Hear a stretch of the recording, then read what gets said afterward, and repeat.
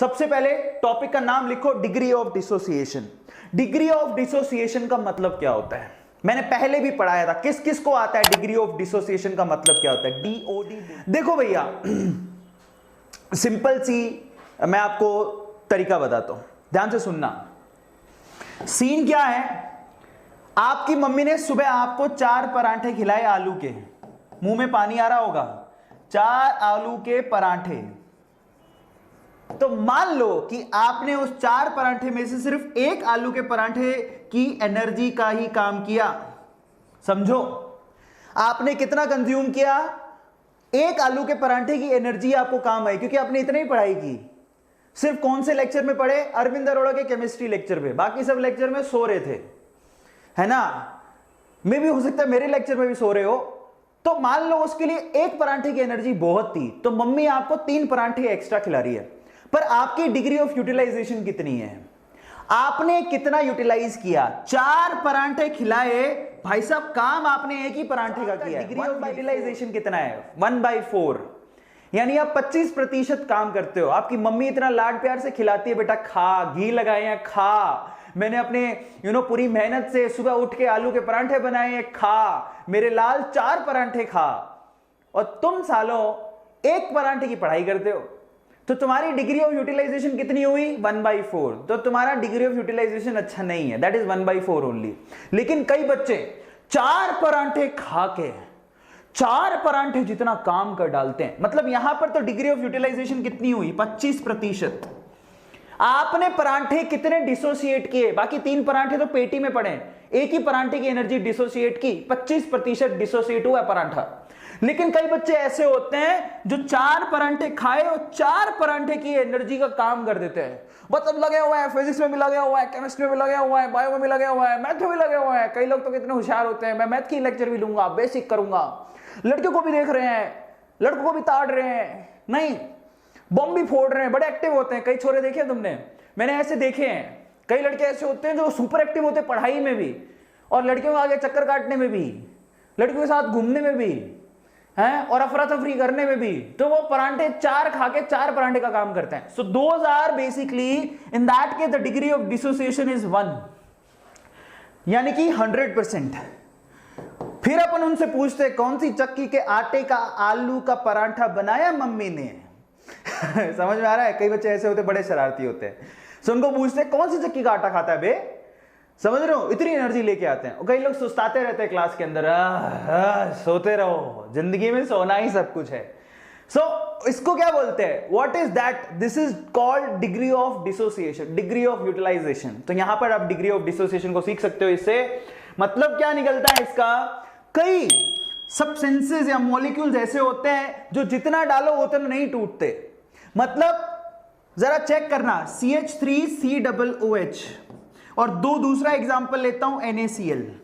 जरा समझो, अगर आपने चेक करना, 100 इसके डाले और 100 ही इसके डाले, सही है, ये अपने आयंस में टूटेंगे, CH3COO- और H+, ऐसे टूटे। समझना, CH3COOH टूटता इन आयंस में। आपने कितने डाले? 100। NaCl टूटता कैसे है जरा चेक करना। NaCl टूटता है Na+ और Cl- में। जरा आप ध्यान से चेक करना, इनके आयंस लिख दिए आपने, 100 ही ये डालें, 100 ही ये डालें। लेकिन एक्सपेरिमेंटली ऐसा पता लगा, ठीक है, I am giving you example, experimentally ऐसा पता लगा कि 100 में से सिर्फ 5 मॉलिक्यूल इसके टूटे, बाकी 95 एज की तैज पड़े हुए हैं। सो फाइनली 100 में से 5 टूटे, तो ये कितने बनेंगे? 5। ये भी कितने बनेंगे? 5। आप जरा चेक करना, इसके एक से इसका एक बनता है, इसका भी एक ही बनता है।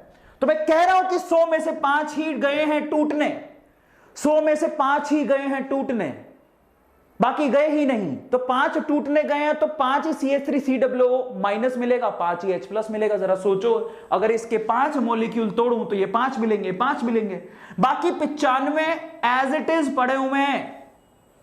तो फाइनली अगर मैं बोलूं कि इसका डिग्री ऑफ डिसोसिएशन कितना है, डिग्री ऑफ यूटिलाइजेशन कितना है, तो भाई साहब आपने डाले हैं 100, टूटे हैं 5, सिर्फ कितना हुआ ये? 0.5, कितना कम? 0.5%। That is too bad. आ रहा है समझ में? 0.5%, सॉरी मैं मेरी गलती हो गई। तो यहाँ हमारे कितना होता है? 5% होता है। I am so sorry, 5%। मेरी मैथ भी कितनी खराब है, मेरा दिल भी कितना पागल है। 0.5% नहीं हुआ नेहा, ये 5% हो गया। टू बैड, मेरी मैथ थोड़ी खराब है। तो अगर आप देखो, अच्छा किसी को कैलकुलेशन नहीं है परसेंटेज में कैसे आया तो मैं आपको बताता हूं। आपने 100 डाले, 5 टूटे, तो यहां पर ये कितना हो गया? Degree of dissociation 0.05, this is called DoD. पर अगर आप इसको परसेंटेज में कन्वर्ट करना चाहते हो तो आपको 100 से मल्टीप्लाई करना पड़ेगा। सो ये तो एक में से है, एक में से कितना टूटेगा? 0.05। 100 में से 5 टूटते हैं तो एक में से टूटेगा 0.05। लेकिन अगर आप इसको परसेंट में कन्वर्ट करना चाहते हो तो आपको 100 से मल्टीप्लाई करना पड़ेगा। आता है सबको समझ में? 100 से 100 कैंसिल हो गया तो 5% हुआ। आई एम सो सॉरी, मेरी ये हालत हो गई है, मतलब बूढ़ा होते जा रहा हूं। अरविंद अरोड़ा बूढ़ा हो गया है, इसके लिए मुझे खेलना पड़ेगा, छक्का मारना पड़ेगा। अब्बा सबको समझ में आ गया? दोबारा समझाता हूं, थोड़ा अपनी दिमाग लगाना। आपने डाले कितने? 100, मिले कितने? 5। तो आपकी डिग्री ऑफ डिसोसिएशन कितनी है? 5/100। 5 को 100 से भाग दोगे तो कितना आएगा? 0.05। दिस इज नॉट परसेंटेज, ये परसेंटेज नहीं है। परसेंटेज निकालने के लिए आपको क्या करना पड़ता है? देखो 100 में से 5 टूट रहे तो एक में से कितने टूटेंगे? This is DoD. पर अगर आप परसेंट निकालना चाहते हो तो दैट इज परसेंट। 100 में से तो आपको 100 से मल्टीप्लाई करना पड़ेगा, तो वो 5% आएगा। सबको समझ में आ गया? इतनी गणित तो मेरे से तो ज्यादा आती होगी गणित आपको, मैं पक्का कह सकता हूं। मेरी गणित थोड़ी खराब हो गई है आजकल। पहले मैं आपको बताया तो मेरी मैथ में सबसे ज्यादा नंबर आते थे, लेकिन आजकल मेरी मैथ थोड़ी कमजोर हो गई है। मैं गिन नहीं पाता हूं ऐसे ऐसे करके क्योंकि ऊपर वाले ने कृपा कर रखी है, बोलता तुझे गिनने की जरूरत ही नहीं है, एंजॉय योर लाइफ।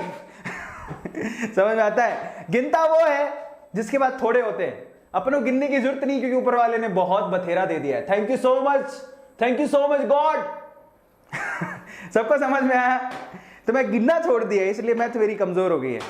समझ में आ गया क्या सबको? ठीक है, सो ये मतलब निकलता है इसका। Is this clear? सबको समझ में आ गया? तो जिस दिन बच्चों तुम्हारी मैथ कमजोर हो जाए, मैं आपको बताता हूं, ऐसे मुझे बताना नहीं चाहिए, पर मैं आपसे शेयर करता हूं ताकि आप लोग भी वो करो। रीजन क्या मैं आपको थोड़ी देर में बताऊंगा। कल शाम की बात है, यहाँ बेंगलोर में बारिश हो रही थी, जब मैं ऑफिस से बाहर निकला, हमारे जस्ट नीचे ना बर्गर किंग है। बर्गर किंग पे बर्गर मिलते हैं, तो वहां पर है ना, मैं सुसु करने गया था। मुझे थोड़ा जोर से सुसु आ रहा था तो मैं सुसु करने चला गया। मैं बर्गर नहीं खाता, मैं छोड़ रखा अपने हेल्थ के लिए। तो जंक फूड मैं खाता ही नहीं हूं, मैं आपको बताया तो मैं जंक फूड नहीं खाता हूं, चाय वाय नहीं पीता हूं, दूध पीता हूं जम के, और ब्राउन ब्रेड खाता हूं, दूध, ब्राउन ब्रेड, स्प्राउट्स, एग्स, ये सब खाता हूं। तो मैं बर्गर बंद कर दिया है। लेकिन मुझे सुसु आ रहा था तो मैं चला गया।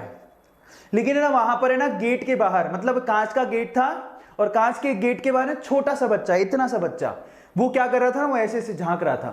एक्चुअली वो शायद किसी मांगने वाली का बच्चा होगा, मुझे ऐसा बोलना नहीं चाहिए, बट वो देख रहा था, उसको बड़ी इच्छा थी, भूख लग रही थी, और वो ना बहुत ललचाई आंखों से देख रहा था ऐसे करके। गेट के, कांच का गेट था तो यूं देख रहा था, यूं यूं यूं यूं, है ना। तो मुझे लगा कि शायद इसको भूख लग रही है, मैंने उससे पूछा, और वो कन्नड़ ही था, तो उसको कन्नड़ आती थी, मुझे कन्नड़ आती नहीं थी, मेरी कन्नड़ तो खराब ही है।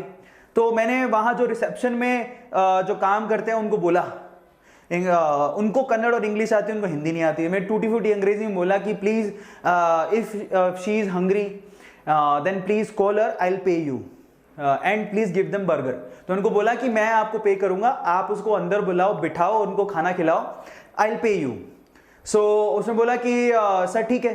तो वो लड़की फिर भी नहीं आ रही थी अंदर। फिर उसने बोला कि ना मेरा भाई भी है। मैंने कहा उसको भी ले आओ बेटा। तो उसका भाई और उसका छोटा सा, बर्गर किंग में बैठे दोनों। सो उसको बिठाया, मैंने पे किया, पे करने के बाद उन्होंने बर्गर खाया। मैं वहां से चला गया था, पर मैं उनको बोला कि इनका ध्यान रखना, तो उन्होंने ध्यान रखा। मैं थोड़ा दूर से देख रहा था कि हाँ उन्होंने खाया। मैं क्यों बता रहा हूँ, ये कोई बड़ी बात नहीं है, आप लोगों को करना चाहिए, है ना। लेकिन मैं ये क्यों बता रहा हूँ, क्योंकि मैं अगर आपको बताऊंगा तो शायद, क्योंकि मैं ऐसा समझता हूँ कि जब हम जो चीजें देखते हैं वो हम करते हैं।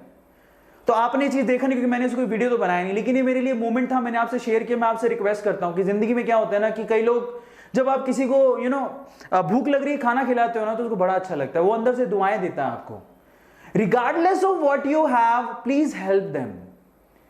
समझ में आता है? और जब आप उनकी हेल्प करते हो उनके दिल से, मतलब किसी को भूख लग रही है ना, और किसी को भूख लग रही है, आपने उसको खाना खिला दिया, तो मैं कहता हूं इससे बड़ी दुआएं आपको पूरी यूनिवर्स में कहीं से नहीं मिल सकती।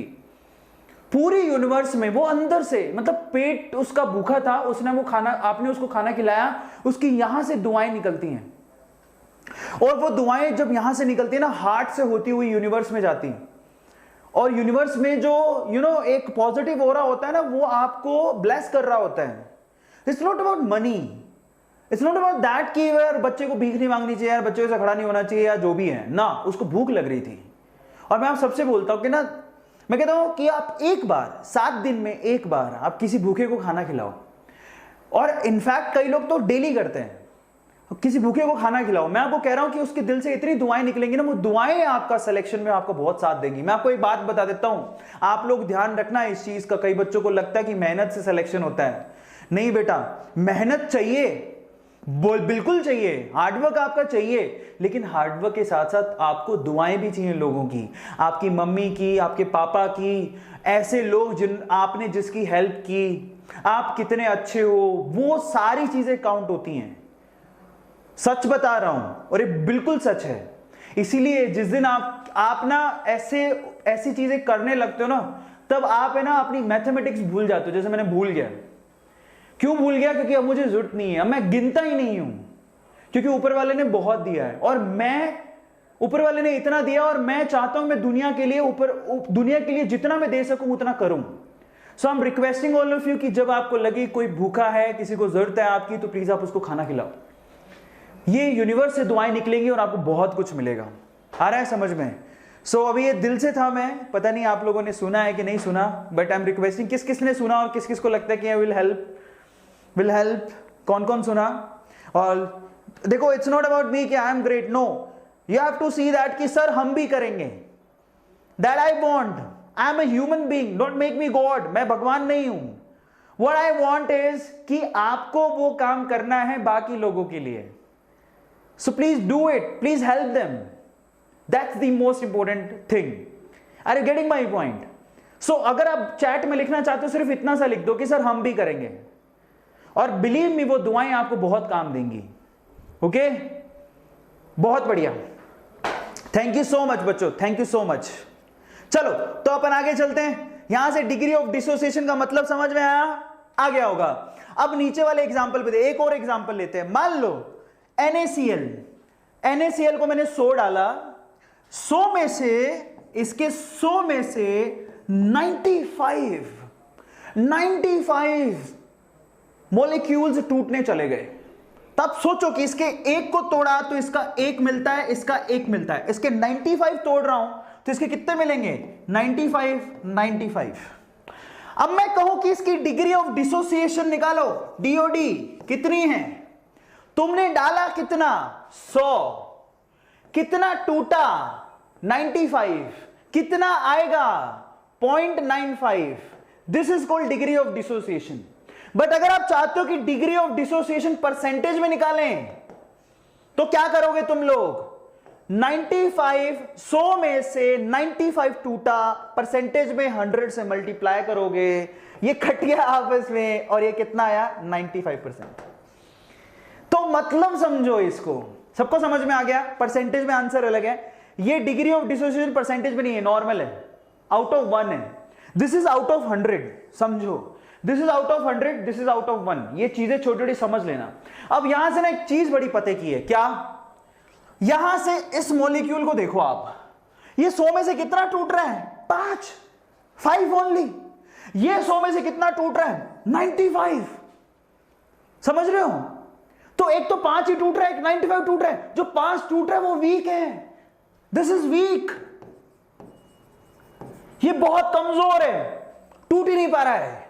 जबकि नीचे वाला देखो 95 तक टूट गया, ये क्या है? This is strong.